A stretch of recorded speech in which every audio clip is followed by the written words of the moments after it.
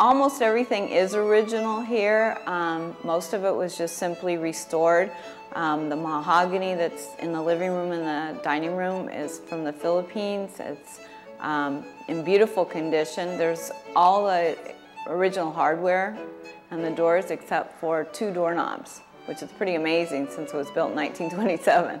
Michael George, through the Torrance Library, was able to go into the microfiche, and he found actually an article in the Torrance Herald, July 21st, 1927, and it was a picture of the home, and it looks almost exactly the same, and a very extensive description of all the features, including the tradesman that built it.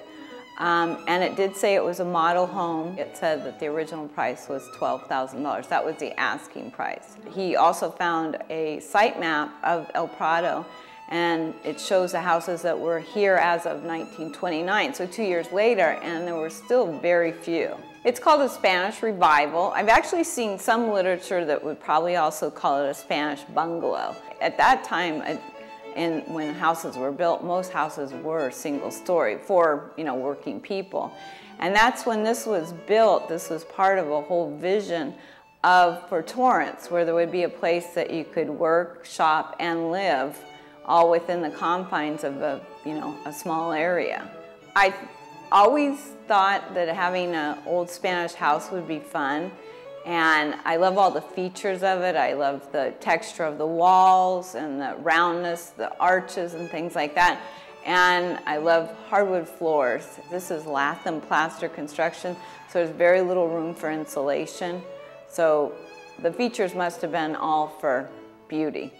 I love the view of El Prado Park. It's just gorgeous. It's nice to have the green there of the grass and the trees. The city does an amazing job of maintaining it, but the view's beautiful. It's from the living room, which we're in right now, the dining room, which is next to this, the little breakfast nook, and then also the patio that I've added on the east side. My favorite feature of this house would be the large windows. All the windows are almost floor to ceiling, and I love that. The light is amazing. The kitchen is very small and compact. In the article that appeared in the Torrance Herald 1927, it touted that this kitchen had every modern convenience for the housewife, which other than being able to reach everything from one spot, I'm not sure about the other features. But it's very small. I've maintained all the existing cupboards and drawers. One of the drawers in the kitchen was actually touted as being zinc lined, which someone told me that was where they would keep flour. And at that time, women baked quite a bit. I have not been able to identify which drawer that was, and certainly the zinc is long gone. Behind the door from the kitchen to the laundry room is a built-in ironing board that actually I still use quite a bit. And it's a handy little thing. Houses built in this era didn't have a lot of storage, so it's one less thing that you have to find a home for. This tile's all original. In fact, a couple pieces were broken, but we were able to see on the back of them that it was a tile company in Gardena, which still is in business, and we went there and they had the same colors, so we were able to replace the few tiles that were broken, and you'd never be able to figure out which ones they were. The next stop will be the party patio. This is on the east side of the house. When I bought the home, there was a cement walkway that was a little bumpy because there were many trees and the roots had made it unstable. And so I had that taken out, and I decided this was going to be a perfect area to be used. So I had it all bricked, and I went with just plain brick to tie in with the terracotta roof line.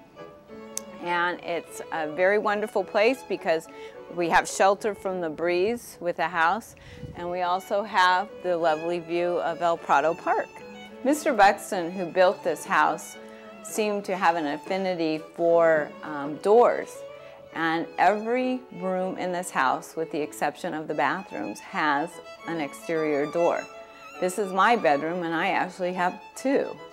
I think the reason this should be considered one of Torrance's historic treasures is the fact that it has been literally maintained in its original form. The minute I saw this online, I knew I loved it. When I came in person, despite its appearance at the time, I could see past that. And it just seemed like it was going to be a perfect home to restore. And that's what my goal was, to bring it back to its beauty.